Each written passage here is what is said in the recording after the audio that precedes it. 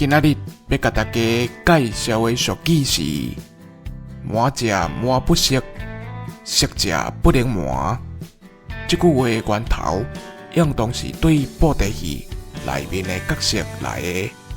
这意思就是讲，要对人暗砍，若是对代志无了解、无清楚的人，也阁好会过。毋过对名人、阁有智慧的人，是满砍袂掉的。比在讲，咱消费者买一项物件，咱若无了解行情的人，点头看咱外行，凡事会借这机会甲咱好。不离过，咱若对饲草有所食，人就哈咱袂倒啊。这句话特别讲，原来有内行人讲内行话的意思个。以上，感谢收听。